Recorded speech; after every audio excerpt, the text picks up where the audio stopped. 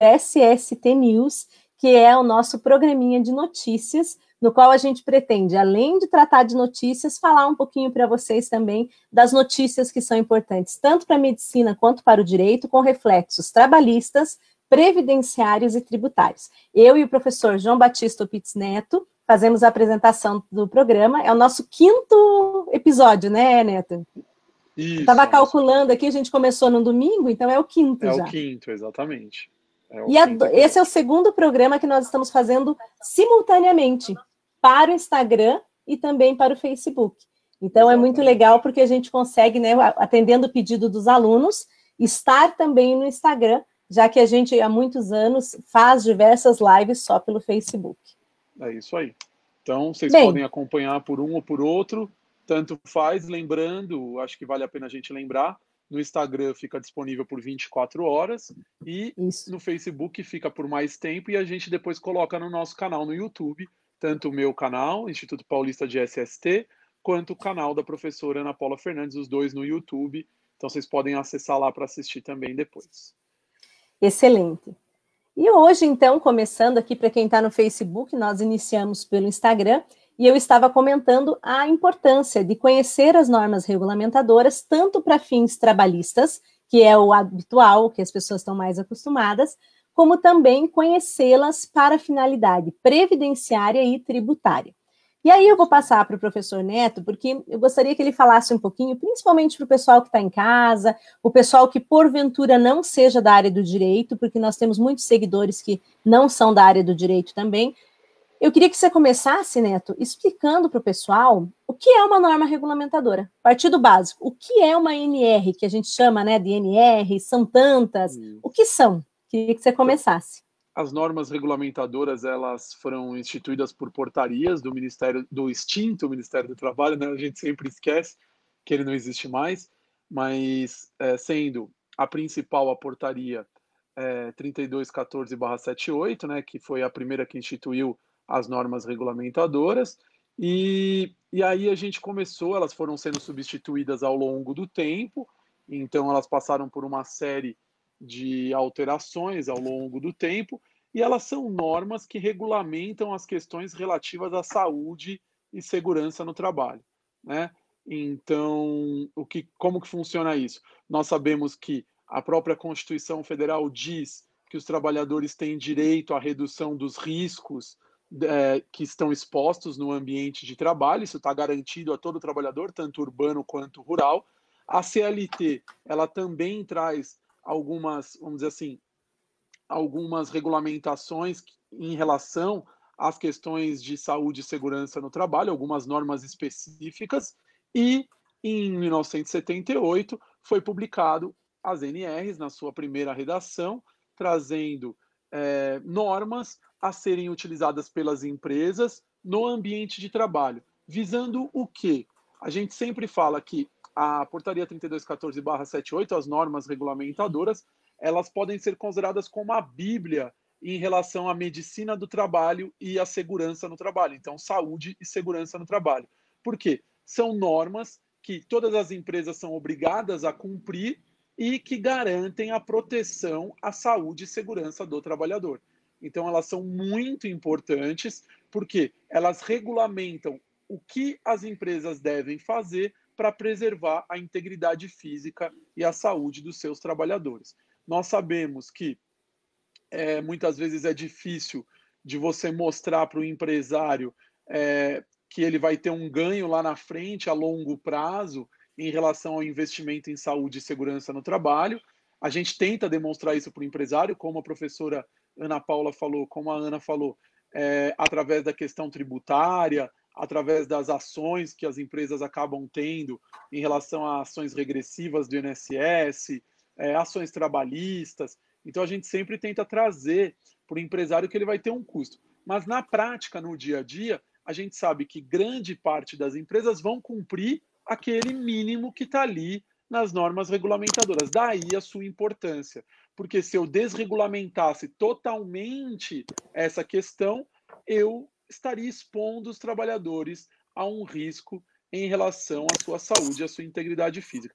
Então, as normas regulamentadoras, elas têm esse papel como eu disse, o Ministério do Trabalho foi extinto, né?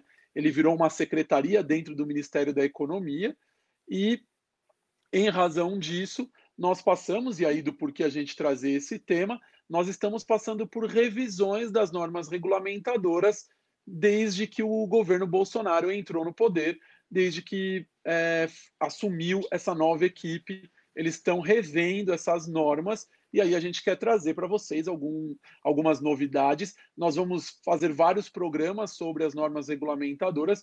Agora, neste programa, nós vamos falar, nessa live, nós vamos falar de uma forma mais ampla o que significou e qual é o intuito dessa modernização e atualização das normas regulamentadoras. Excelente, Neto.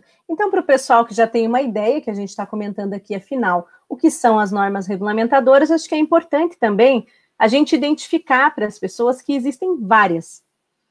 Cada NR, ela vai contemplar uma categoria específica ou, muitas vezes, né, uma área de atividade específica de uma empresa. Exatamente. Então, muitas vezes também a gente pode emprestar uma NR de uma atividade para outra quando tem quando a legislação ela é silente referente a uma determinada situação. Mas, via de regra, nós temos NRs específicas, a construção civil, do trabalho em altura, a NR para a indústria. Então, lá a gente vai ver muitas peculiaridades de como vai funcionar esse trabalho e como que a empresa vai também fazer para procedimentalizar aquela atividade e os meios, as pessoas e os objetos, digamos assim, utensílios e máquinas que serão utilizados para o desempenho dessa função. E aí, Neto, acho que... desculpa, pode falar. Essa questão só das normas, só para o pessoal entender como que funciona. Nós temos algumas normas que, vamos dizer assim, elas são mais genéricas, então elas vão se aplicar a vários segmentos de atividade econômica, a várias áreas, e aí nós temos algumas normas que são mais específicas, então trabalho portuário, questão rural, então eu tenho normas mais específicas, construção civil, e eu tenho normas mais genéricas que podem ser aplicadas independente do ramo de atividade econômica que eu estiver trabalhando, utilizando. Excelente. E claro, na falta de uma, você pode também fazer o uso da outra, né? Por analogia. Desde que aquilo seja, por analogia, seja mais benéfico, seja para a empresa ou para o trabalhador. No frigir dos ovos, ela tem que ser sempre mais benéfica ao trabalhador, a proteção do trabalhador, da coletividade. É isso que vai importar sempre e que vai ser levado em conta. E com as NRs, a gente pode abrir um leque de trabalhos a ser desenvolvido, tanto pelo médico, pelo engenheiro, pelo técnico de segurança e, principalmente, que a gente sempre trata aqui no nosso programa, para o advogado. Então, dentro dessa questão das NRs, nós temos o cumprimento das NRs, o gerenciamento estratégico dentro do ambiente laboral, que é feito pelo médico do trabalho e pelo engenheiro do trabalho, no qual o advogado pode participar com a fiscalização. A fiscalização, Neto, aqui só para a gente dar uma ideia, já que nós teremos um programa só para falar de gerenciamento estratégico, mas a fiscalização, o que a gente vai fazer? Nós vamos tratar na fiscalização de como o advogado pode auxiliar o médico e engenheiro do trabalho, implementando questões que são importantes para a jurisprudência. Não adianta apenas seguir a NR, é isso que eu gosto sempre de falar, porque apenas seguir a NR é o que muitas vezes o médico do trabalho e o engenheiro vão fazer. Mas a jurisprudência, ao longo dos anos, ela foi se solidificando naquilo que os juízes entendem necessário para demonstrar a fiscalização, ou aquilo que a jurisprudência considera necessária para demonstrar a entrega, o treinamento. Então, mais do que cumprir a NR, né, o papel do advogado nessa hora, ou do jurídico da empresa, é entrar no setor de saúde e segurança, auxiliando o médico e auxiliando ao engenheiro a demonstrar o cumprimento delas. É claro que o médico, tecnicamente, vai saber mais de algumas questões, o engenheiro vai saber mais de outras questões, mas o papel do advogado aqui ele é fundamental, por quê? Porque ele vai fazer com que a demonstração desse cumprimento ocorra da forma que é entendida pelo juiz, ou que é entendida pela jurisprudência, pelo tribunal, como devida. Então, é aqui que a gente consegue fazer casar, né, todo esse entendimento de direito do trabalho, previdenciário e tributário, andando em conjunto com as normas regulamentadoras de saúde e segurança do trabalhador. Neto, Então, vou aproveitar aqui, né, e queria também fazer umas perguntinhas para você, aproveitar que você trabalha diretamente com isso, né? E a primeira pergunta que eu quero te fazer é a seguinte: quando a gente olha para as normas como um todo, aqui desde os profissionais que já estão mais tempo no mercado, até quem está começando agora porventura, né? Estou aqui me dividindo entre as duas câmeras. Eu queria que você contasse um pouquinho para o pessoal o seguinte: como que fica essa questão? As normas, elas são justas? Elas são sempre úteis? Ou a gente está tratando agora de uma revisão dessas normas pelo fato de que algumas, ao longo do tempo, se demonstraram inúteis ou desnecessárias? O que a gente observou com o tempo é que tinham algumas normas que acabavam não sendo utilizadas da forma adequada, porque no dia a dia, na prática, a gente acabava não vendo uma aplicação.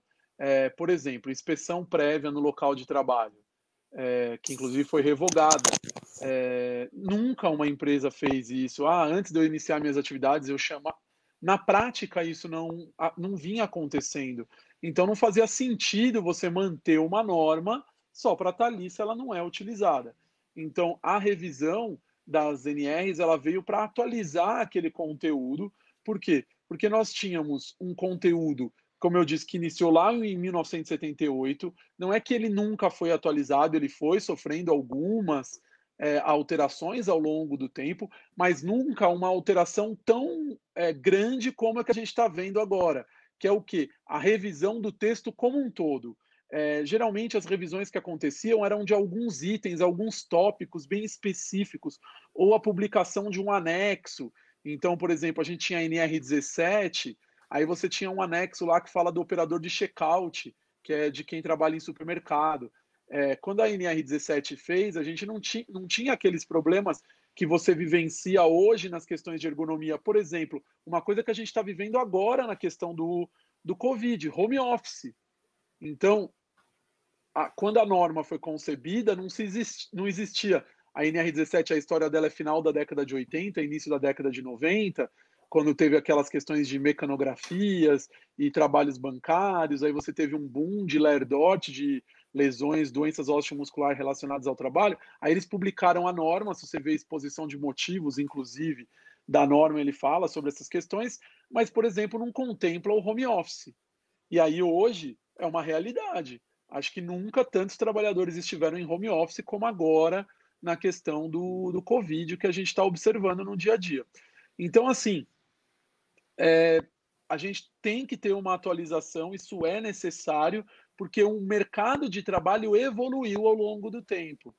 E aí, com essa evolução do mercado de trabalho, é obrigatório que eu tenha a norma seguindo a evolução no mercado. Porque senão você tem um distanciamento muito grande entre a letra da lei, vamos dizer assim, o que está escrito na norma e o que é feito no dia a dia. E aí, a partir do momento que ela passa a não ser aplicável, ela deixa de atender a sua, vamos dizer assim, o espírito da lei, né, o seu objetivo, e as empresas começam a fazer coisas sem nenhum tipo de regulamentação, o que muitas vezes pode acabar por prejudicar o trabalhador.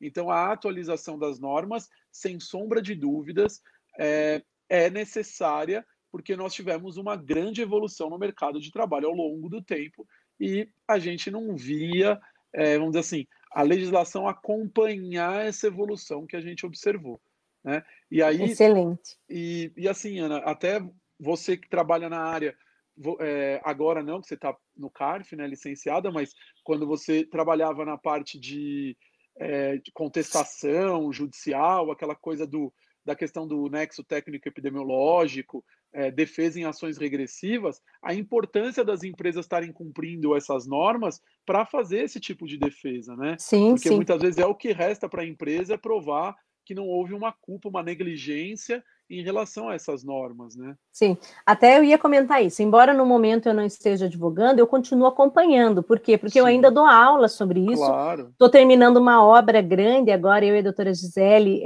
um manual, né, a respeito da parte de custeio. Não, tá quase. Tá quase, gente, tá quase. Mas deixa eu aproveitar, Neto, antes de falar do tema que você jogou a bola aqui para mim, eu quero dar boa noite para o pessoal. Ótimo, que é a parte mais gostosa, é ver essas pessoas todas aqui com a gente, né, escrevendo. Então, eu vou começar aqui pelo Facebook e já vou para o Instagram. Ó. Mandar um abraço para o Anderson, para a Célia Mara, para Conceição Moraes Coutinho, para Suzana Martins, para Lúcia Pugliese, minha amiga de Londrina, Jandaia, né, Lúcia? Eu que arredondo ali, que é pertinho. Para o Fernando Araújo Martins, para o João Marcelo, que é médico do trabalho, trabalhei com ele já com várias empresas ali em Itajaí, ele é um excelente amigo nosso há muitos anos. A Rita Furlaneto, a Alessandra Minaré, a Nina Rose, minha amiga também, que a gente já foi sócia, junto eu, ela e a Lúcia no curso, Neto, antes de eu te conhecer, já faz um tempinho aí. Deixa eu passar legal. Aqui dando um abraço para o pessoal que escreveu para nós, aqui no Instagram também, tá? Então, a Ana Enes, opa, caiu meu microfone aqui, mas vocês estão me ouvindo bem, né?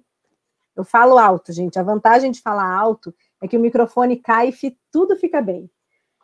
Um abraço para a Ana Enes, que é nossa aluna, para o Marcílio Paulo, para a doutora Tamer, para a Cristiane Félix, para a Ju Milanes, para a Cristiane Félix falou boa noite, professores, boa noite, um abraço para você também. A Melissa, a Cris Carvalho, a Lohane, Walter Lobato, Walter queridíssimo da Bradetê, pessoa que entende tudo de direito tributário, vai estar conosco no congresso do IEPREV também. A Dani Pelisseri, a Fernanda Sinoi, Gustavo Conde, Mari Marcos Volovski, Cris Carvalho, a Fran Mayra, o Marcelo Fontes, que está sempre com a gente também, né? Sim. A Fran Mayra, professor Sérgio Jeromes, um grande abraço também, que está com a gente no IEPREV, diretor de cálculos agora, trazendo inovações lá para o Instituto. Aqui, deixa eu ver quem mais aqui. Opa, bati sem querer. Charles Santos, Orlando Braga, Guilherme, Carolina Cortez, Denis Coutro, Emerson Ramos, o meu cunhado, que está sempre com a gente aqui, que é odontologista também, dentista. Qual a expectativa para os próximos dias? O Charles Santos. Daqui a pouquinho já vou abordar isso. Então, Charles, a Thaís Ozon, que é a nossa professora, Juliana Baronian, esse eu não soube ler, Rehanst, esse nome está difícil para mim aqui. E acho que cheguei até o final, Neto, quem mais? Esse Neto agora, esse não é você, viu? Não. O Márcio Tamada, que sempre escreve aqui com a gente também, Novak Andréia, que trabalha comigo, e todo o pessoal aqui que está com a gente, a Lúcia Catarina. Olha, estou gostando de ver, pessoal, um abraço aqui para o Dinir, para a Valéria de Oliveira, e olha, vai longe aqui os abraços, viu? Vou deixar para você pegar um pouco aqui, ó. Para frente, ó, que tem muita gente hoje, gente. Vocês estão me surpreendendo. A Mariana, né? A Mariana, a Jumilanes, a tua irmã, minha prima que estava aí, que você falou, a Juliana. É Giro Previdenciário, a Paula Advocacia Moura Leite também.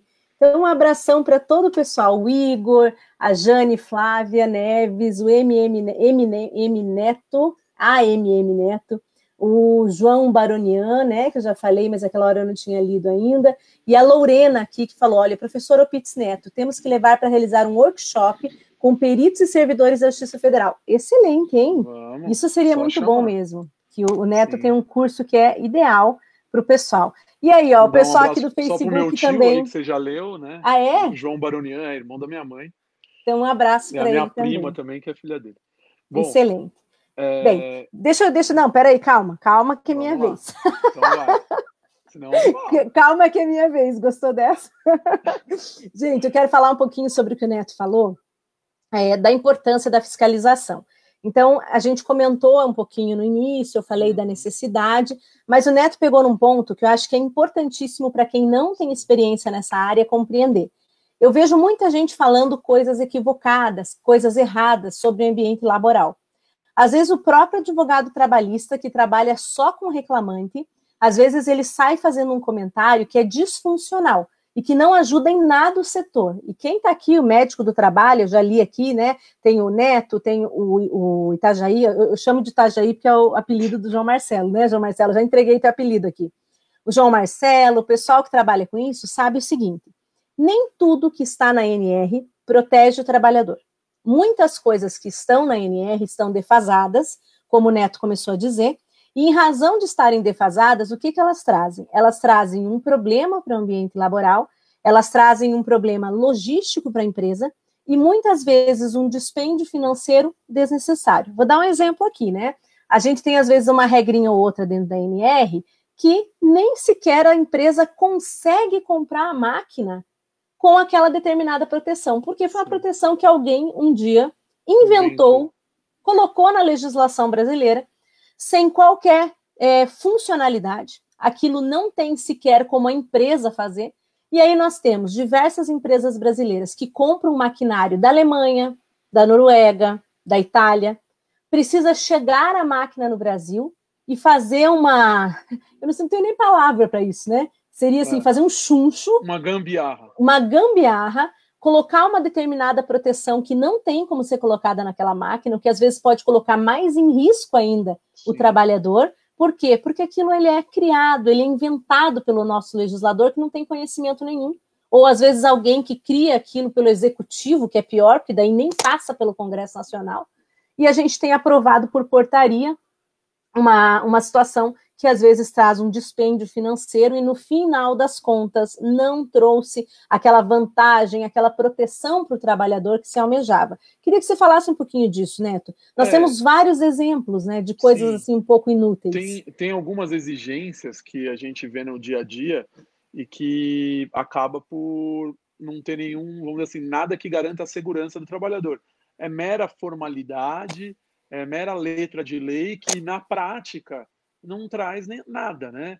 Então, isso é um grande problema. Por quê? Porque isso demonstra, e a gente fala muito sobre isso, um distanciamento entre quem faz a norma e quem está no dia a dia. Esse é um grande problema, né? Então, a gente vê muitas vezes quem está lá na discussão, na comissão tripartite, discutindo a norma, muitas vezes não está no chão de fábrica, no dia a dia do chão de fábrica. Sim. E aí se cria uma exigência que ela é inaplicável no dia a dia das empresas. E para vocês terem uma ideia, tem questões regulamentadas em norma, inclusive regulamentando quantos metros tem que ter o vaso sanitário, a distância entre um e outro, mictórios e coisas assim, absurdas. Então, esse tipo de coisa, ele, ao invés de trazer um benefício para o trabalhador, ele acaba, às vezes, até prejudicando. Por quê? Porque, às vezes, a empresa chega à conclusão que fala, não vou fazer nada mesmo, então deixa quieto, vamos discutir lá na frente, porque o investimento que eu vou fazer não vai trazer um resultado prático. Então, são questões, eu dei esse exemplo, mas você tem questão de dormitório, tem uma série de coisas ali que no dia a dia acabam por não ser aplicável, tá? A coisa é tão grave que eu tenho um exemplo, claro que eu não vou citar nomes, mas de uma empresa, uma construtora, que ela construiu vamos dizer assim, um abrigo lá, fez toda a parte de refeitório dos funcionários que vão trabalhar na obra, a parte de sanitários, de chuveiros, tudo certinho, e o fiscal chegou e falou, não, isso daqui só pode ser até a terceira laje, a partir de você já ter um subsolo, você tem que passar isso para dentro do edifício. E aí a empresa chega e fala, não, mas como assim passar para dentro do edifício? Eu investi dinheiro nisso, eu gastei para fazer isso, não tem como agora eu do nada mudar isso. Então, assim, a gente observa às vezes algumas exigências e o que acontece, Ana, que é isso que a gente vê na prática. Infelizmente, quando você detalha muito o que é necessário, você abre brecha para que uma fiscalização, de repente, exija uma coisa que, na prática, não tem nenhum, vamos dizer assim, nenhum retorno para o trabalhador em proteção. E aí a empresa acaba gastando um dinheiro que poderia estar investindo em outra área só para cumprir o que está na legislação. Então, esse é um grande problema que a gente enfrenta no dia a dia. Com certeza. E acho que é importante, né, a gente frisar, por exemplo, que a gente tem um problema de fiscalização. Esse problema ele é grave no ambiente laboral, por quê? Porque ao longo do tempo se criou uma ideia de que a fiscalização podia tudo. Então, quem trabalha com essa parte de meio ambiente laboral já se deparou, por exemplo, com coisas impossíveis. Eu vou dar um exemplo aqui, né, de um caso que era do meu escritório, na época que eu ainda estava advogando, em que nós tínhamos uma regressiva e a pessoa ela estava trabalhando no último pavimento da construção. No último pavimento da construção, mesmo que você use a linha da vida, que para quem não sabe o que é, o talabarte ele é um cinto que você prende, né? O trabalhador ele prende com aquelas 4 pontas para ele ficar preso. E a linha da vida, ela é uma estrutura na qual você fixa esse teu cinto. Então, o talabarte, ele vai fechar ali em cima do cinto da pessoa e você vai prender ele ali na linha da vida. Se eu usar algum termo errado, você me corrige aí, Neto. E aí, o que acontece? Quando a fiscalização chegou nesse determinado ambiente que foi fiscalizado, ela queria que a linha da vida, ela ficasse 3 metros acima da pessoa. E não tem isso na NR, né? O que você vai fazer? Quando você está no último pavimento, a linha da vida, ela vai ficar na altura dos pés do trabalhador. Mas a proteção, ela é a mesma. Por quê? Porque nos pés, não, perdão, na altura do pavimento, né? Que ele está trabalhando.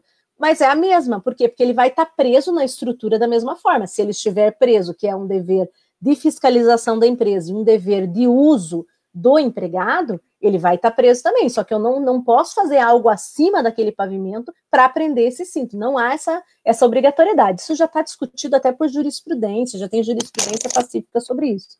Mas ainda acontece, Neto, que o fiscal chega lá e ele fala assim, para mim não serve. Eu quero. Eu quero, exatamente. Na minha obra, não. Eu acho tão engraçado esse verbo, né? Essa, né? Eu adoro falar disso quando a gente vai falar de NR, dizer o seguinte, essa possessividade de transformar na primeira pessoa e dizer assim, nas minhas obras, na minha região, na minha fiscalização. Então, quem trabalha com meio ambiente laboral vai se deparar com essa situação e vai se surpreender com os problemas advindos dessa questão, que não são poucos. Vou dar um outro exemplo aqui para a gente passar para falar das novidades, mas só para quem está assistindo a gente, tanto no Instagram quanto no Facebook, verificar isso.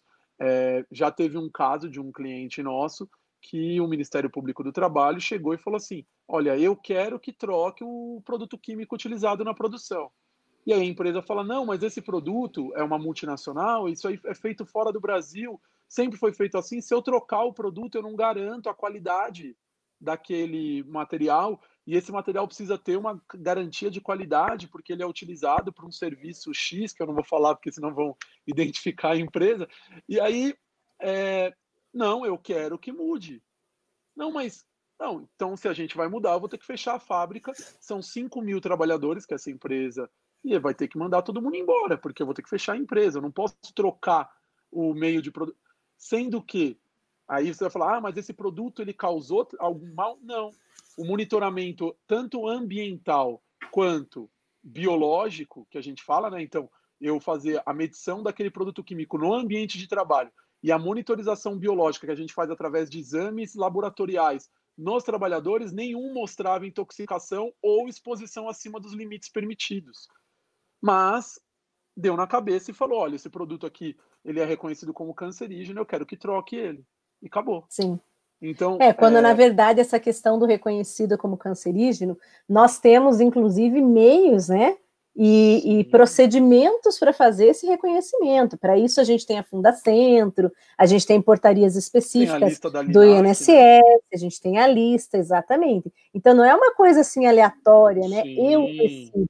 Mas quem trabalha no dia a dia sabe que isso acontece, né? Sim, acontece muito. Falar isso porque para quem está começando, ou às vezes a pessoa que está do outro lado, entender que aquela NR nem sempre ela está trazendo a proteção. Se eu estou criando uma gambiarra para cumprir uma NR, indo contra, inclusive, uma máquina que vem da Alemanha, que vem da Noruega, da Dinamarca, uma máquina que vem com um padrão A de criação, de elaboração, né, a forma que ela foi construída, então é complexo eu criar um apêndice, uma gambiarra para colocar ali, porque alguém que nunca estudou sobre isso disse que aquilo é necessário. Por que eu estou batendo nisso? Isso é um exemplo, mas é para vocês entenderem o grau dos problemas que nós encontramos no ambiente laboral e para que vocês possam compreender por que há, então, essas inúmeras críticas. Vou dar um exemplo aqui da questão da construção civil, por exemplo, né?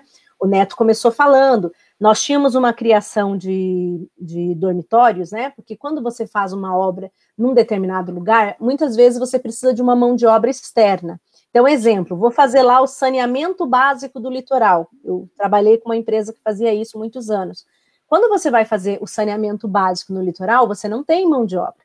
Então, você precisa importar a mão de obra. Importar, que eu digo, ou ela vem ali das regiões próximas, ou ela vem, às vezes, até de outro estado. No nosso caso aqui, eu estou no Paraná, muitas vezes a gente levava 400, 500 vidas, que é como a gente se refere ao trabalhador, para onde? Para um canteiro de obra, por exemplo, no interior de Santa Catarina, ou no litoral de Santa Catarina, desde que a empresa contratada fosse uma empresa aqui do Paraná. Por quê?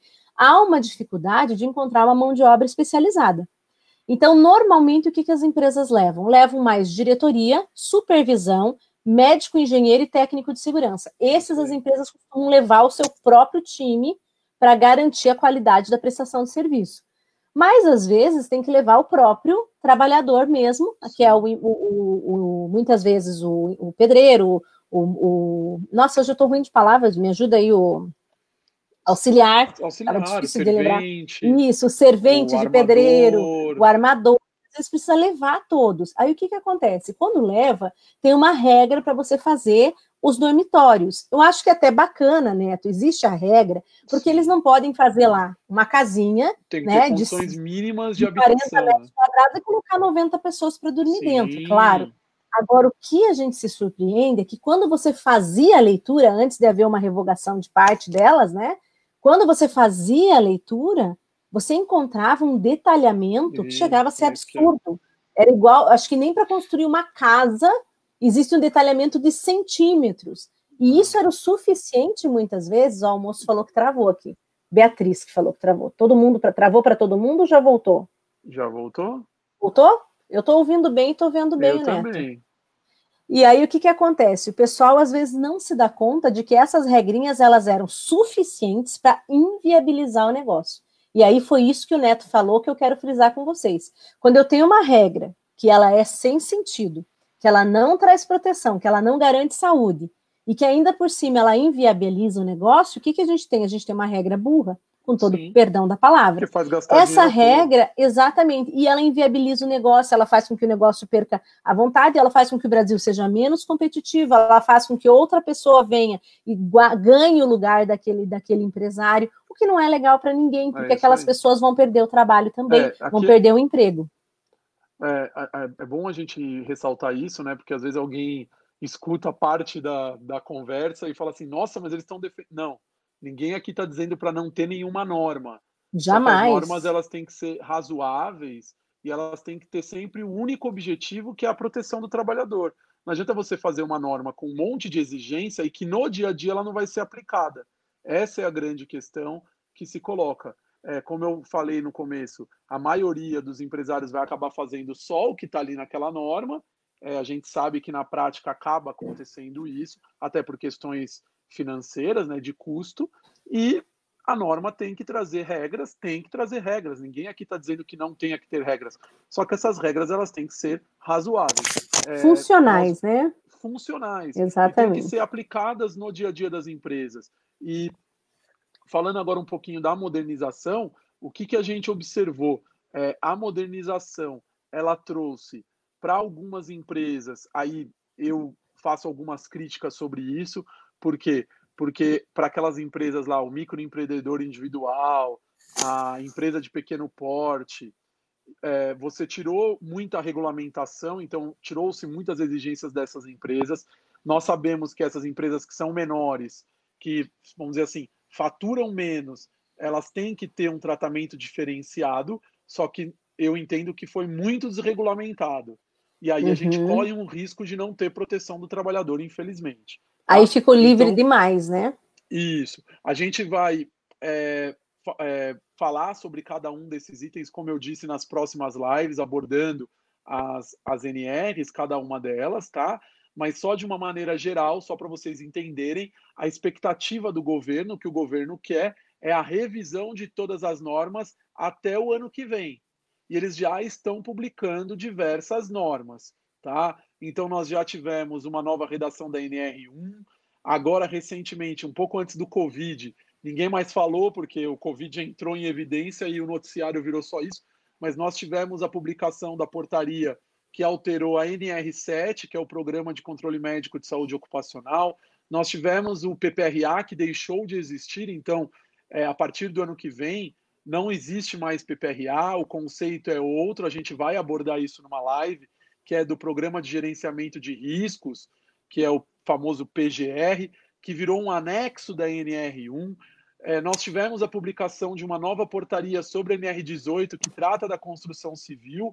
A NR15, que é de insalubridade, também passou por revisão. Alguma coisa já foi publicada e nós teremos publicações nos próximos meses, provavelmente. Não sei se agora com o Covid vai acabar atrasando um pouco, é muito provável que isso ocorra. Então, assim, nós temos várias novidades nessa área e o que a gente tem observado, Ana, e eu queria comentar isso aqui, é porque eu vejo muita gente comentar assim, até alguns advogados, às vezes quando em aula, vem falar comigo, fala assim, olha, mas o governo que está aí é um governo neoliberal, é um governo pró-empresa, então as normas vão ser todas pró-empresa. Não é bem assim, tá?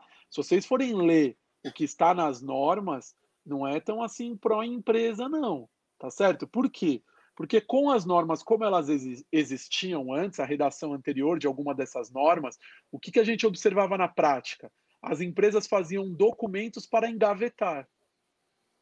Então, eu fazia uma documentação, um PPRA, um laudo ergonômico que nunca existiu, né? A norma nunca falou nisso, mas criou-se uma prática no mercado de fazer laudo ergonômico. Na verdade, a norma fala em análise ergonômica do trabalho, que é uma coisa bem diferente de um laudo, né? Quando eu falo laudo, só para abrir um parênteses aqui, quando eu falo laudo, eu coloco uma conclusão. A análise ergonômica do trabalho não tem conclusão. Ela é uma análise que tem que ser feita ao longo do tempo, um programa para a gestão das questões relativas à ergonomia dentro das empresas. E isso, na prática, nunca foi feito. As empresas faziam aqueles documentos, pegavam aquele documento e falavam, está aqui, guardo na gaveta, se vier uma fiscalização, eu apresento o documento e acabou, né? Agora, se você for ler a norma, o que o legislador está colocando ali é um pouco diferente. Por quê?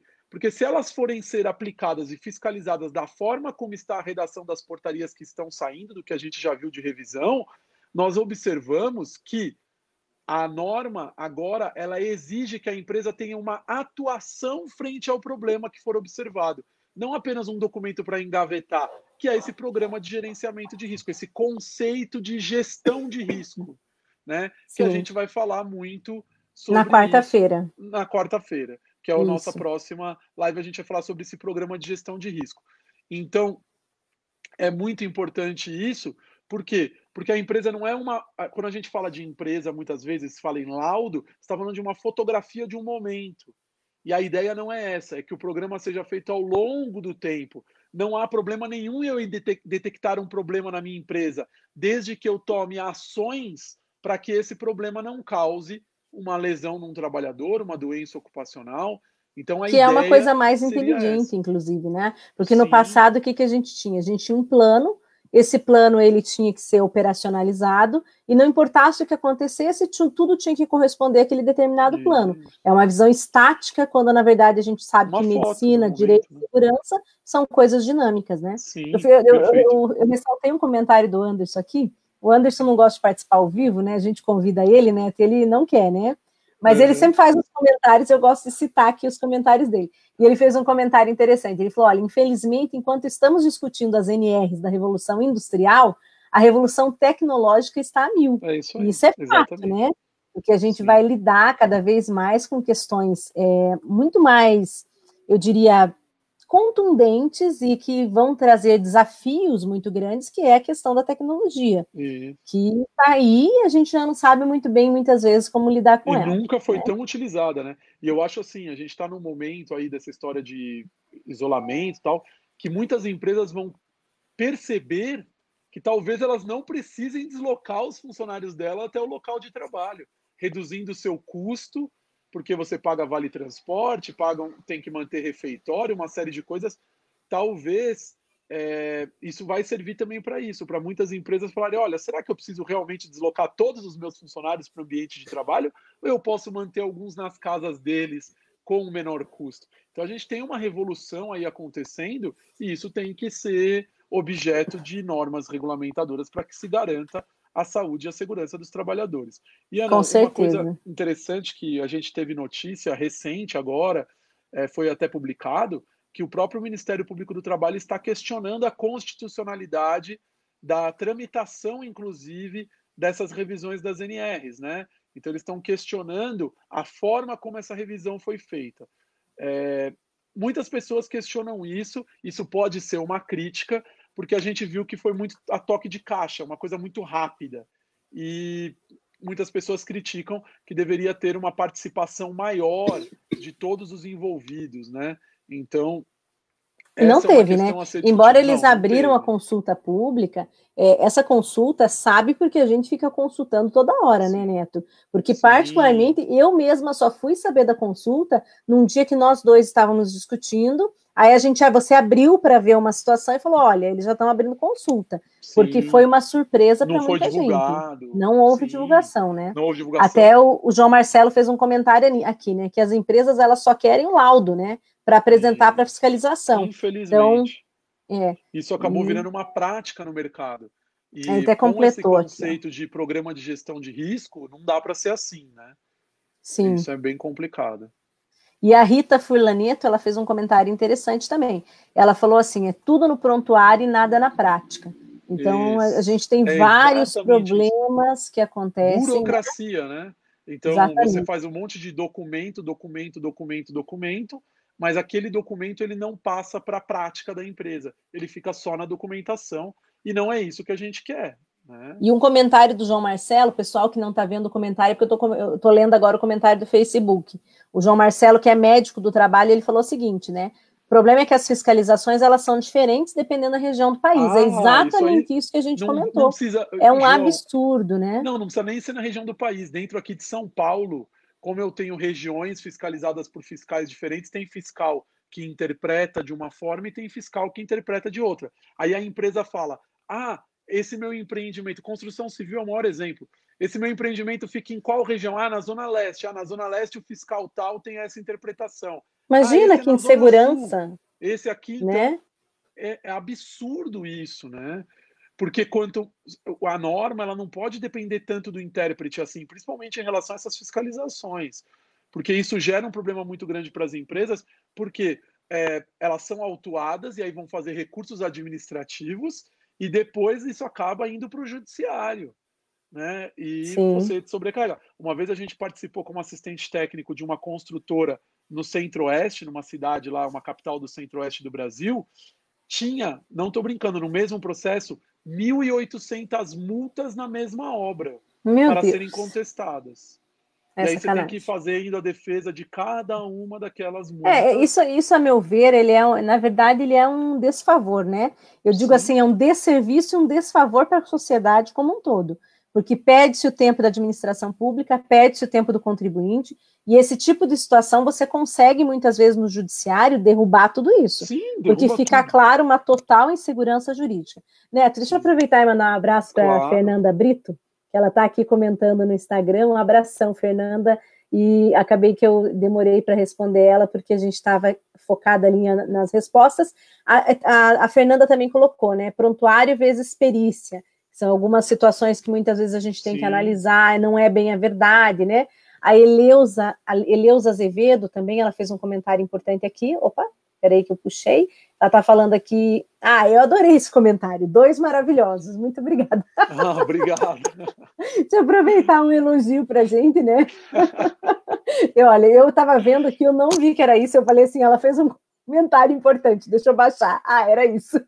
Muito obrigada. Eleusa, um grande abraço para você também. Um abraço, Eleusa. E esses nomes estão muito difíceis, gente. A K. Guadanin, ela colocou, inclusive sobrecarrega o judiciário, exatamente. Sem contar que a gente tem algumas aventuras. Agora eu tenho que comentar também que a Advocacia Geral da União, ela tem um grupo próprio que entra com as ações regressivas. O professor Miguel Orvati e o professor Fernando Maciel, são 2 professores excelentes, eles deram uma melhorada nisso. Isso eu posso dizer porque a gente vê as palestras deles, compra os livros, né? Conheço os 2 pessoalmente, e eles deram uma melhorada nisso. Por quê? Porque antigamente o INSS iniciou as regressivas entrando contra tudo, qualquer coisa. Sem ter certezas, exatamente. Hoje eles têm o PEP, que é um processo investigatório interno. Nesse processo investigatório, eles analisam as situações da fiscalização, eles procuram dentro da trabalhista as provas necessárias. Ainda tem muito erro, porque eu vou comentar com vocês até para quem for defender uma uma acidentária, né, que também a gente vai fazer uma live só sobre isso, mas quem for defender uma acidentária é saber o seguinte, o que é importante? Muitas vezes o INSS, ele vem com o quê? Uma pena que a doutora Gisele não está aqui, senão ela ia poder falar disso para a gente. Ele vem com a trabalhista. O problema é que o juiz do trabalho, ele vai fazer um tipo de análise. Eu não estou nem dizendo que o juiz está errado, só que ele vai fazer a análise do ponto de vista do contrato, a relação de trabalho contratual. E é muito importante para quem está iniciando no previdenciário e no tributário que consiga entender o seguinte, esse viés de proteção que a CLT ela tem entre o trabalhador e o empregador, ela existe, mas ela não necessariamente vai ser utilizada quando eu falo de previdência e tributo. Vejam, ninguém está dizendo que não há uma obrigação e que não há uma proteção, mas ela não se estende tributariamente. No direito tributário, eu falo de um outro tipo de responsabilidade, claro, eu falo de um outro tipo de relação, mas acima de tudo, não basta que a pessoa acidente, não basta que haja uma relação que tenha gerado, por exemplo, uma doença ocupacional, uma doença de que seja enquadrada no nexo técnico. O que eu preciso no previdenciário e no tributário é que haja por parte da empresa um descumprimento ou uma falta de fiscalização. Nós temos caso, inclusive, que acho que é importante até para deixar o pessoal com um gostinho de quero mais para assistir a nossas próximas lives, nós temos casos, inclusive, Neto, em que a empresa ela estava sem o uso de um EPI específico, mas que fica demonstrado que para aquele acidente, aquele EPI ele era irrelevante. Ele não fazia diferença nenhuma para o tipo de acidente que aquela pessoa sofreu. E a jurisprudência já afirmou no sentido de que, para o ponto de vista tributário ou para o previdenciário da ação regressiva, que são coisas diferentes, o impacto do uso ou não daquele EPI, ele vai ser numa situação em que vai ter culpa e por isso vai ter uma indenização na trabalhista, mas não vai gerar um acréscimo de tributação, nem uma devolução de valor na previdenciária. Então, eu tenho 3 âmbitos diferentes, o trabalhista, o previdenciário e o tributário, e o reflexo para a empresa é diferente. Mas pode acontecer também da empresa ser culpada e ela ser condenada nas 3? Pode. Ela pode ter que pagar uma indenização na trabalhista, ela pode ter que pagar um retorno, uma regressiva do que foi gasto pelo INSS, e ela pode ainda ter um acréscimo no seu FAP, por exemplo, no fator acidentário de prevenção, uma vez que, em razão da sua atividade, do seu meio de atividade, ela teve um aumento aí de frequência, gravidade e custo para o INSS e para o sistema como um todo. O pessoal tem que entender, e a gente vê isso muito no dia a dia, que são questões até do ponto de vista de prova diferente, né? A prova no direito do trabalho é uma, na esfera previdenciária acidentária é outra, aí você vai partir para uma totalmente diferente, né? Os meios que você vai utilizar, o rito processual, o valor que se dá para cada tipo de prova. A gente sabe, por exemplo, que numa ação trabalhista, muitas vezes o advogado ganha ação na audiência com uma prova testemunhal. Será que essa prova testemunhal tem tanta importância assim quando a gente partir para uma ação regressiva? Ou a documentação vai prevalecer? Então, e as perguntas certas precisam ser feitas, né, Neto? Porque às vezes a pergunta ela vem no viés de proteção CLT. E o fato de ter que proteger não significa que vai aumentar o tributo. Então a pergunta muda. Ter um advogado especializado na parte previdenciária quando a gente está tratando de ação regressiva ou de contestação. E ter um assistente técnico também, né? Sim, que tenha condição, porque não adianta só ser médico, né, Neto? Claro. A gente faz muito esse comentário.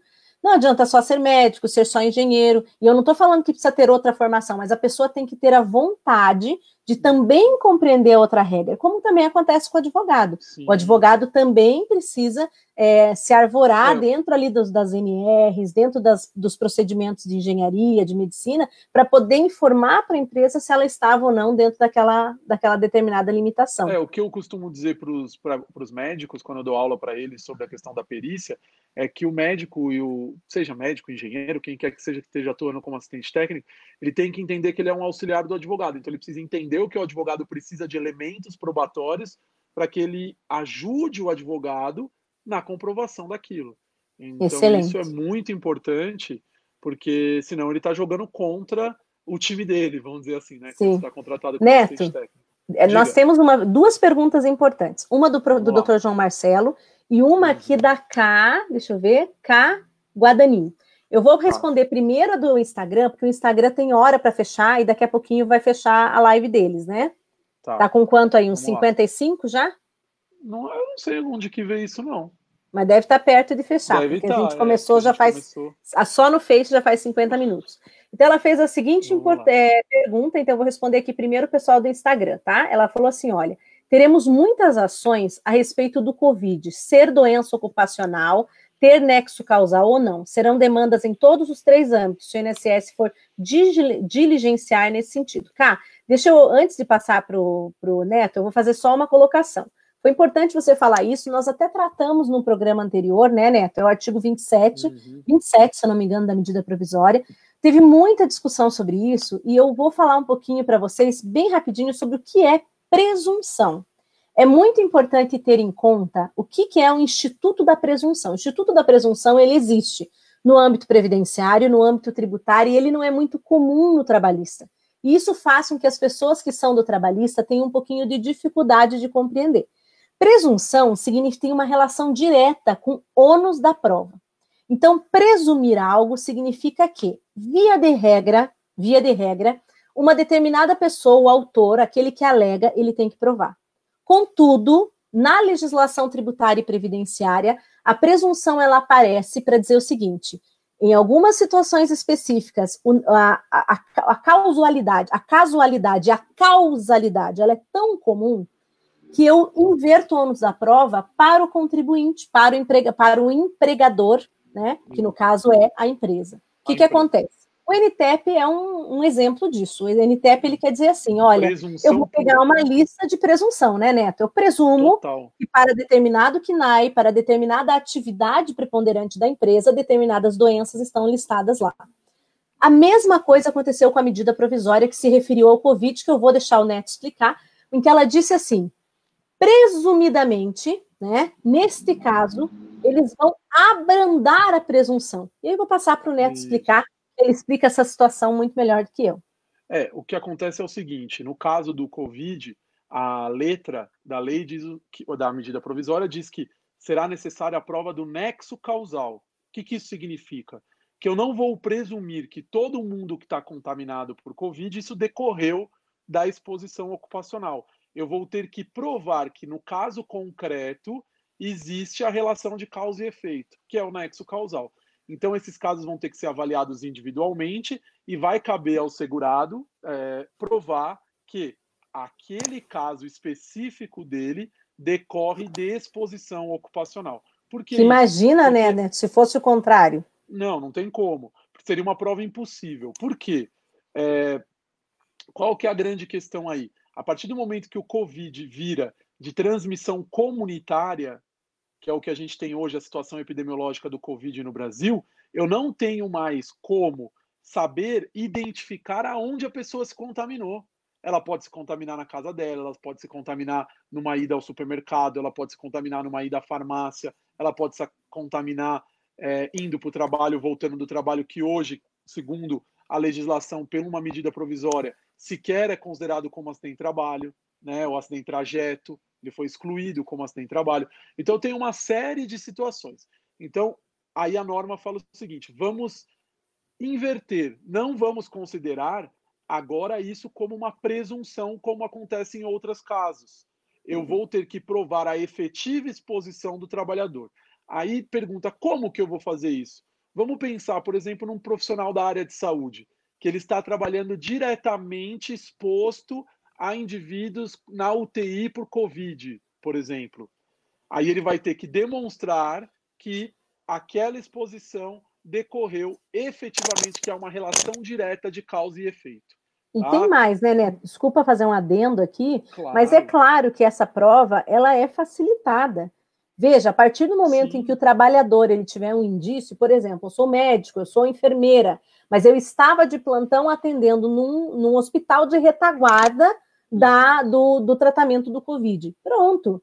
Você não vai ter que provar que houve um paciente, juntar o prontuário do paciente, não é isso. Que todos os hospitais têm. Isso, e é importante, né, Neto, deixar isso claro, porque houve um falatório, né? Eu vi, inclusive, professores falando coisas que não eram reais. Por quê? Porque não tinham o conhecimento do Instituto da Presunção no tributário, trabalhista e previdenciário.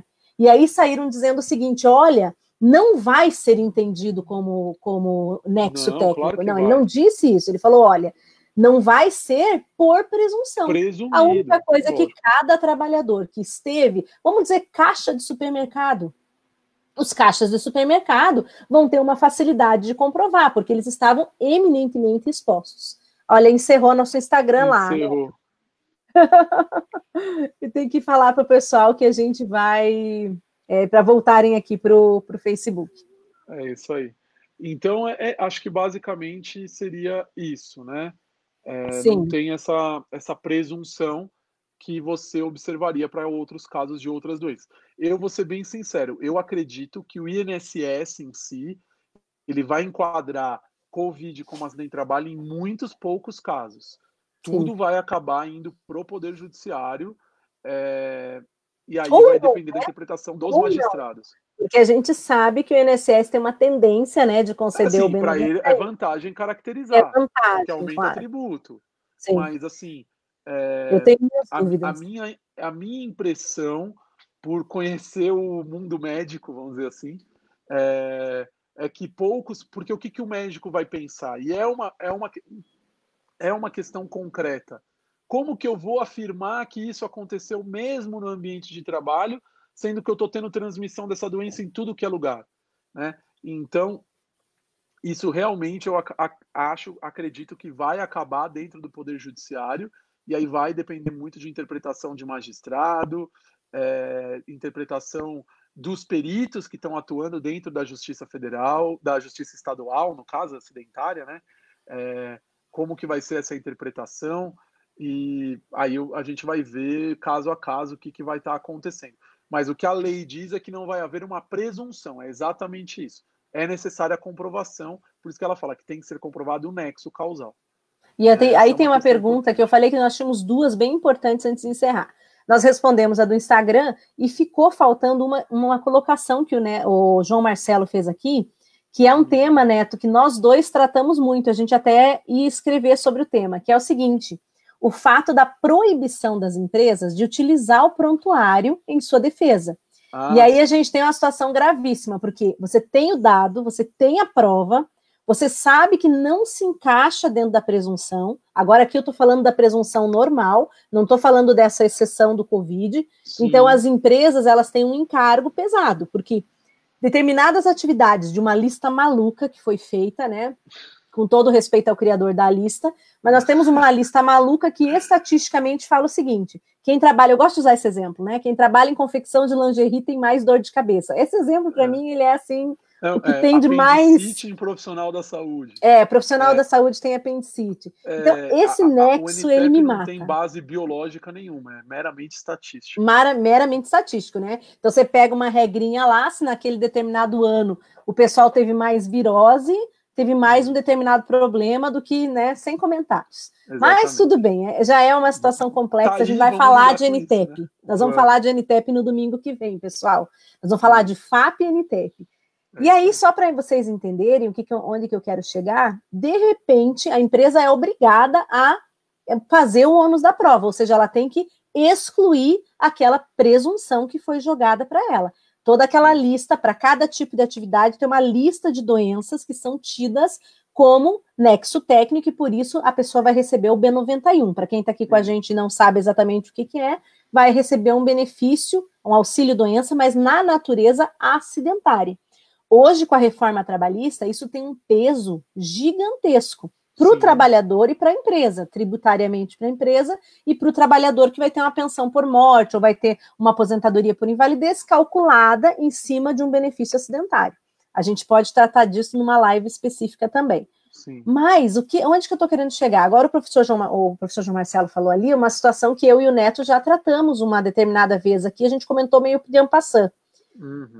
Vem, né, o Ministério Público e se manifesta contrariamente, o Ministério Público do Trabalho, contrariamente ao direito da empresa de utilizar o prontuário, dizendo que o prontuário ele é sigiloso. Só que a gente não está falando de um prontuário qualquer, nós estamos falando do prontuário do que acontece dentro da empresa. Então, o João Marcelo é médico lá dentro de uma determinada empresa. Aí o pessoal vem e conta para ele que se machucou, por exemplo, no jogo de futebol em casa. Aí o INSS enquadra aquilo como acidentário. Isso. E o médico do trabalho da empresa fala, não, ele me deu essa informação no consultório de que ele se machucou no jogo de família. Ele não pode usar. Aí eu passo para você falar um pouquinho sobre isso, né? A gente discutiu sobre essa questão porque isso é tornar muito oneroso a prova por parte da empresa, né? Porque a empresa muitas vezes não vai ter condições de dizer o que está acontecendo no caso concreto. Em muitas situações é possível fazer a contestação sem precisar das informações do prontuário, só que tem alguns casos que não tem como. Esse caso que você está citando é um. Eu tenho certeza que ele caiu porque ele disse que caiu no final de semana jogando bola. E eu tenho essa informação, está escrito num documento e eu não posso utilizar esse documento. A justificativa que o Ministério Público do Trabalho deu, que entrou com essa ação, na verdade, a ação do Ministério Público do Trabalho foi contra o Conselho Federal de Medicina, porque o Conselho Federal de Medicina autorizava os médicos a utilizarem os dados do prontuário para contestar nexo técnico epidemiológico. E aí o Ministério Público falou, não pode por questão de sigilo. Na verdade, a gente sabe que essas informações elas não vão ser públicas, porque elas são direcionadas à perícia médica da Previdência Social. E, de um jeito ou de outro, você já tem uma proteção desses dados, dessas informações, né? Não há motivo para que se alegue sigilo numa situação dessa. Se fosse o caso, então, o que o Ministério Público do Trabalho deveria ter feito é exigido que o INSS garantisse o sigilo da informação e não proibir a empresa de utilizar, né? Sim. E hoje, Ana, a gente tem um grande complicador disso. Eu até escrevi um texto sobre isso, porque agora a gente não tem mais só o interesse do particular na concessão do benefício acidentário. A gente tem um interesse do sistema previdenciário, porque após a reforma da Previdência, existe uma grande diferença nos valores pagos de benefícios, dependendo se ele é de natureza acidentária ou não. Portanto, se o benefício for de natureza acidentária, o valor que aquele segurado vai receber é muito maior do que se ele não for de natureza acidentária. Pensando, por exemplo, no caso de uma aposentadoria por incapacidade permanente. A diferença pode ser de 30%, 40% no valor do benefício, né? Então, não há um interesse só da empresa, há um interesse de todo o sistema previdenciário de que a concessão seja feita de forma adequada. É interesse público mesmo, né? É interesse público, de que uma pessoa não receba um benefício de forma indevida. Aqui não estamos falando que as empresas devem contestar, isso eu já tive alguns... Às vezes, quando eu faço esses comentários em sala de aula, alguns advogados, principalmente quem atua muito por autor, a gente sabe, cada um vê do seu lado, então a gente vê, às vezes, algum comentário assim, mas o que você está propondo é prejudicar o trabalhador. Não, eu estou propondo que seja feita justiça, que uma pessoa não receba um benefício de forma indevida se eu tenho uma informação que me mostra que aquilo não deveria ser um benefício acidentário.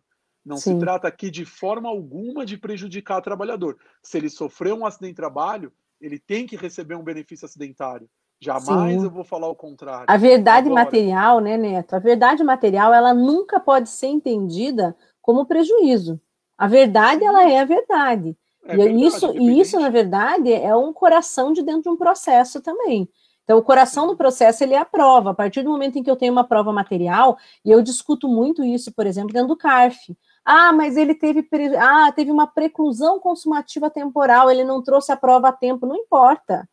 Trouxe a prova. É uma prova material, contundente, capaz de elidir um auto de infração fiscal. Ou aqui, no caso, como a gente está citando, capaz de elidir uma regressiva, capaz de elidir uma indenização equivocada, por exemplo, né, por questão de danos aí estéticos, algo que ficou na pessoa em razão de algo que ela mesma fez. Isso é gravíssimo. Então, o problema do Brasil é o seguinte, eu vou fazer um comentário aqui sem medo de ser feliz, gente, sem medo das críticas também. Eu sou advogada já mais de 15 anos, agora licenciada, atuando no CARF, já atuei no CRPS também. Um grande problema que nós temos no Brasil é o seguinte: o excesso do garantismo e o pouco apreço à verdade material. A verdade material ela tem que se sobrepor a tudo. Inclusive, eu falo aqui referente à Advocacia Geral da União, referente à Procuradoria do INSS, à Procuradoria da Fazenda, nos quais eles têm uma obrigação constitucional, que é o dever de eficiência, de também vir aos autos com a verdade. Eu gosto sempre de lembrar, o INSS, a AGU, a Procuradoria da Fazenda, eles não têm interesse próprio, o interesse deles é o interesse público. Então, a verdade material, ela se sobrepõe a tudo isso, porque o que tem que estar acima de tudo, a supremacia é da verdade material. É isso. O problema é que há uma inversão dentro do Brasil, né? E acaba virando uma guerrinha, e daí todo mundo quer ganhar. E aí o INSS, ele mente no processo, ele esconde uma verdade que ele tem. Na via administrativa, Neto, a gente já vê isso um pouco diferente. Porque o que acontece? O SRD, que é o Serviço de Reconhecimento do Direito, são técnicos do próprio INSS, então eles acabam atuando mais com a verdade. Quando eles verificam que uma contagem fecha, inúmeras vezes o SRD vem dentro do processo e resolve conceder o benefício, oferece a implantação do benefício. O mesmo acontece com a Procuradoria da Fazenda. A própria Procuradoria, quando verifica que o que deve naquele tributo não é todo aquele valor, é um valor menor, ela embarga, a delegacia da Receita embarga para dizer assim, que o julgador deu um valor maior do que o que era devido. Tem que ser assim. O problema é que no Poder Judiciário não acontece isso. E isso acontece, sabe por quê, Neto? Que é um tema interessante para a gente tratar também. Porque na Justiça se aplica o CPC. E o Código de Processo Civil, ele foi feito para regulamentar, para discutir direitos entre particulares. Ele não foi feito para dividir e para dar atenção para situações que envolvam partes tão diferentes. Administração pública e pessoa física nunca vão estar em pé de igualdade. Administração e administrado. Então, o problema nosso é que o CPC foi feito para isso, e por isso ele não atende às nossas necessidades. E essa questão de usar ou não usar o laudo, essa questão toda, ela só demonstra um entendimento de CPC, em que preservar o interesse particular de um se sobrepõe ao todo o interesse da coletividade, que é o ambiente laboral, que é a situação previdenciária, que é a situação tributária. Desculpa que eu me estendi. Não, é isso mesmo, acho que é bem por aí mesmo. E aí essa proibição de utilizar o prontuário, se a preocupação é a garantia do sigilo das informações, nós temos meios de garantir isso sem que a verdade seja prejudicada. E aí quando eu proíbo, não pode mais utilizar, na verdade, o que eu estou fazendo? Eu estou jogando tudo para o judiciário, porque eu, empresa, o que eu vou fazer? Eu não posso usar no processo administrativo, vamos judicializar. Eu vou pedir autorização do juiz para usar isso no processo administrativo. Eu vou pedir autorização do juiz para utilizar isso numa contestação judicial. É isso que vai acabar acontecendo. Sim. Então, ao invés de você resolver um problema, você cria um número infinito de ações, que é o que a gente observa hoje, né? A União, não por acaso, é o réu campeão do país, né? Que é uma vergonha. E o Fernando Araújo, ele fez um comentário interessante. Ele falou, olha, o INSS nunca escuta o médico do trabalho. E é um fato, senão a gente não teria o problema do limbo, né? O problema do limbo é isso. A gente tem até um mecanismo para que eles escutem, vamos dizer assim, peçam solicitações, né? Que é o CIMA, que é a solicitação de informações ao médico assistente, mas muito difícil de utilizar. E aí a recomendação que eu dou, não sei se o Fernando é médico do trabalho ou não, ou se ele atua por empresa, mas a recomendação que a gente dá é, na hora de fazer o encaminhamento, se for um caso assim, você já coloca as informações ali como um relatório, um atestado. Só toma cuidado agora com essa proibição para que não seja passível de algum tipo de sanção ético, né, disciplinar, no âmbito do conselho. A ação que a gente estava comentando, ela não teve um julgamento definitivo, tá? Foi uma liminar concedida por um juiz, eu não sei se é juiz ou juiz, mas um magistrado, lá se eu não me engano, é em Brasília, que foi concedida a liminar. Foi em Brasília, foi em Brasília. E só que ela teve reflexo para todo o Brasil, proibindo o Conselho Federal de Medicina de editar normas que possibilitem os médicos a utilizar os prontuários médicos. Se eu não me engano, ela teve status de ação civil pública, e até onde eu vi, mas eu ainda tenho muita esperança, Neto, que isso vai cair. Porque isso que eu o CFM... Tomara que no julgamento do mérito consiga reverter. E até, assim, eu não sei quem sou eu para dar dica, né? Mas uma das coisas que se eu fosse o advogado, eu apresentaria como argumento é o interesse público agora da informação. Com a Sem reforma da dúvida. Previdência, o interesse não é do particular, porque quando você lê a liminar que foi concedida, você observa que a preocupação foi a seguinte: mas é o interesse da empresa, é o interesse do particular. Não, não é interesse Não do é. particular, é o interesse de toda a sociedade que um benefício não seja concedido de forma irregular, de forma indevida, porque aquele segurado ele vai receber mais.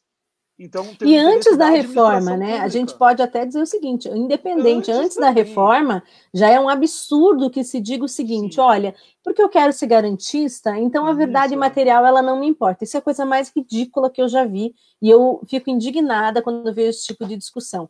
Mas agora, com a reforma, mais acabou o ainda, porque argumento. agora ainda eu Sim. estou indo lá no cofre da Previdência, Isso. que segundo o Estado está quebrado, Está temos nossas quebrado, né? dúvidas, mas esse é o argumento central. Eu vou lá Interesse da dentro do cofre sociedade, né? público, e digo, olha, então 100% aqui da tua média, e sobre ela eu vou aplicar o teu coeficiente. Então a gente tem um problema, né? Sim, um problema grave, né? Então, eu espero que quando for analisado o mérito dessa ação, caia essa liminar e o Ministério Público do Trabalho não tenha êxito nesse intento deles.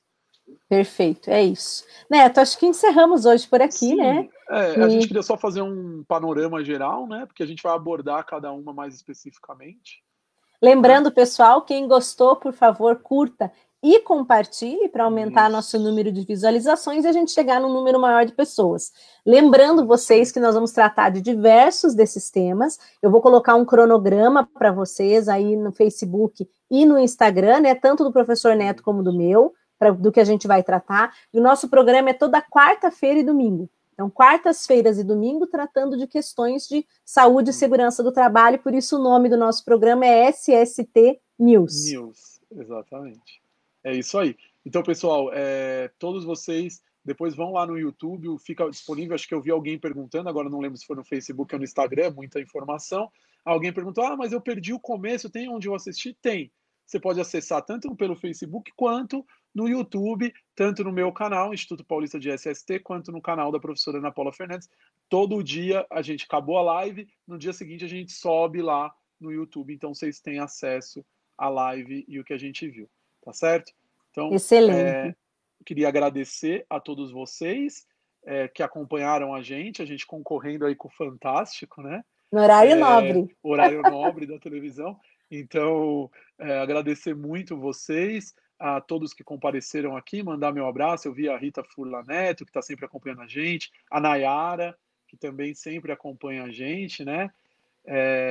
O Anderson, que já está aí, o Marcos Apolinário, então Antônio Alemão, Suzana Martins, que está desde o começo, que eu vi um comentário dela lá no começo. Então, eu queria agradecer muito a vocês que compareceram mais um dia aqui para assistir a gente, para nos prestigiar. E a ideia é essa. Vocês podem mandar comentários, sugestões de temas, tudo relacionado a essa parte de SST, saúde e segurança no trabalho. A gente vai estar trazendo aqui mais informações para vocês sobre essas questões. Eu vou mandar um abraço especial aqui para o João Marcelo, né? Tá, a gente faz, Marcelo, claro. Nós vamos todo ano lá para o evento de medicina do trabalho em São Paulo. Já virou, né, um ponto na nossa agenda. Vamos eu, o Anderson, o João Marcelo e a Fátima. Então, 2 advogadas, 2 médicos, né? Mas estamos sempre discutindo esse tema que é bastante do interesse. É isso aí. E mandar um abraço para todos que nos escrevem. Às vezes, porventura, a gente não lê algum comentário, mas é porque às vezes passa batido mesmo. E também porque o Face às vezes trava. Quando voltam muitos de uma vez, a gente acaba perdendo. Mas é sempre um prazer ter vocês com a gente. Nós queremos tratar, essa semana, o Reginaldo Pado aqui também fez um comentário, a Luciana Farias, né? O Antônio Alemão, então muito obrigada.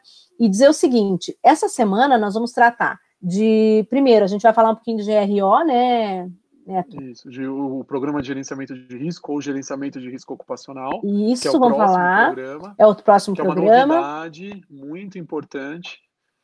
E que nós vamos tratar daí da extinção do PPRA, como é que isso vai ficar. Isso. Vamos falar um pouquinho do E-Social, afinal de contas, como é que o E-Social se situa em todas essas discussões, nessas alterações que a gente está sofrendo, né? Como é que as pessoas... Exatamente. Tem gente que está ansioso, afinal, vai acabar o E-Social? Não vai. O que a gente tem visto acontecer na Secretaria da Previdência? Começou acabando com tudo, de repente tem um caminho de reconstrução, né, Neto? Então a gente vai falar um pouquinho disso tudo para vocês, sempre no Instagram e no Facebook, para atender todos os nossos alunos, né? E se possível, mais uma vez eu peço, curtam e compartilhem. E nessa semana a gente vai tratar também, daí no domingo que vem, que vai ser sempre quartas e domingos, FAP e NTEP, os reflexos do NTEP lá no valorzinho final do FAP todos os anos, que vem movimentar bastante as empresas. É isso aí. Então, um bom domingo a todos. Vamos começar uma nova semana aí, com esperança de que dias melhores virão, né? E vamos mudar. A gente fez vários programas sobre Covid, agora não. A gente vai entrar mesmo no tema de SST, saúde e segurança no trabalho, e aí vocês vão poder acompanhar a gente trazendo as novidades aí do mundo da saúde e segurança no trabalho. Tá bom? E lavem as mãos, usem álcool gel, se cuidem. As recomendações são as mesmas, quem não tiver necessidade de trabalhar, fique em casa, né? Para proteger quem precisa, para proteger os mais velhos. Essa semana é semana de Páscoa, uma semana, então, complicada, porque todo mundo vai querer ver a família, né? Então, é uma semana que, mesmo para ver a família, usem a máscara, pelo menos, tentem não chegar muito próximo dos idosos, sem abraço, sem beijo. É difícil, eu tô aqui, coração na mão. Eu ia tomar café com a minha mãe todos os dias. Estamos há 3 semanas nos vendo só. Eu vou só na varanda dela lá, entrego alguma coisa, entrega alguma coisa para os pais, ela tem que passar álcool gel para guardar. Tem que ser assim, gente. Estamos vivendo um momento complicado, um momento diferente. Mas eu tenho fé que vai passar, e principalmente, Neto, que com toda essa genialidade do brasileiro, que embora a gente tenha tantos defeitos, né, tanta dificuldade de lidar com algumas coisas, mas o brasileiro é um povo que sabe com um jeitinho utilizar muitas coisas, e eu tenho visto criatividade, medidas inteligentes de combate, né, ligações para a família pelo WhatsApp, pelo FaceTime, usando videoconferência. Então vamos aproveitar nossa inteligência, e vou fechar o programa de hoje lembrando vocês, para quem professa, né, a fé cristã, independente de ser católico ou não, hoje para nós ele é um dia muito importante, principalmente para os católicos, porque é um dia de Domingo de Ramos. E nós celebramos, né, a concepção de que Cristo é Filho de Deus, então o entendimento, o aceite de que ele é Filho de Deus, então é um dia muito importante. O Domingo de Ramos tem um peso muito importante nessa celebração. E numa data como essa, com tudo que a gente está vivendo, independente da fé que cada um professa, já estou com processo na cabeça, professa, que a gente possa abrir nosso coração para aceitar o poder de Deus em nossas vidas, independente da religião, até para aqueles que têm uma religião que não é um Deus único, mas que todos nós possamos entender que o universo tem forças superiores e que elas possam nos auxiliar, né, Neto? É isso aí. Então um beijo para todos. Uma boa semana para todo mundo, e seguimos no isolamento. Quarta-feira, 9 horas da noite, a gente está aqui de volta. Isso mesmo. Então, um beijão para todos. Obrigada pelo carinho, gente. Um grande abraço a todos. Tchau. Até. Tchau, Até tchau. quarta. Tchau.